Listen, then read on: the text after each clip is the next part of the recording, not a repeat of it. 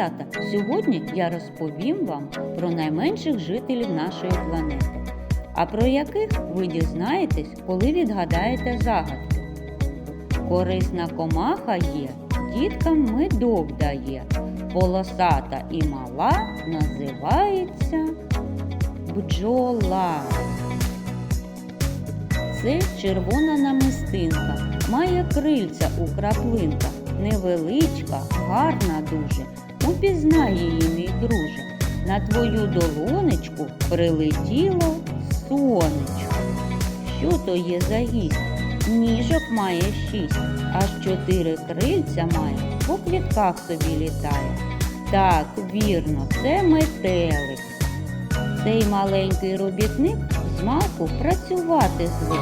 Тягне мушок, соломинки до великої хатинки, бо працює тяжко, важко, називається мурашка. Тож, малята, як ви здогадалися, сьогодні ми з вами поговоримо про комах восени. Осені життя комашок змінюється. Деякі комашки забиваються в щілини, у кору дерев, ховаються в купи сухого листя, зариваються в ґрунт і там зимують. А є комахи, які зовсім зникають. А багато з них навіть гине з настанням перших холодів.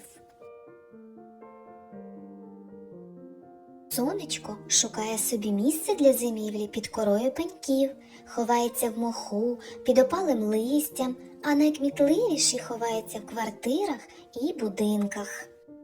А мурашки шукають собі схованку в глибоких підземних ходах мурашника.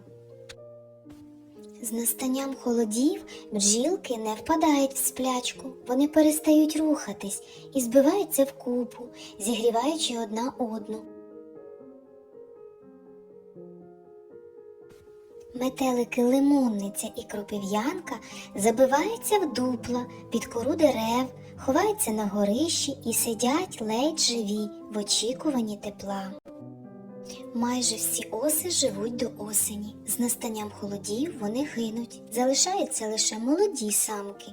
Зиму вони проводять у сплячці, а навесні починають будувати власні гнізда. Павучки, які живуть в лісі або на вулиці, ховаються в дерев'яній корі, а ті, що лякають нас вдома, засинають десь у щілинах. Мухи впадають у сплячку і можуть проіснувати півроку і більше. З настанням тепла вони оживають і немов сонні. Пізньої осені в парках, в лісі, на луці тиша. Комахи приготувались до зими. Малята, я впевнена, що ви багато дізналися нового та цікавого про життя комах восени. А на цьому наше заняття завершено. До наступної зустрічі, малята!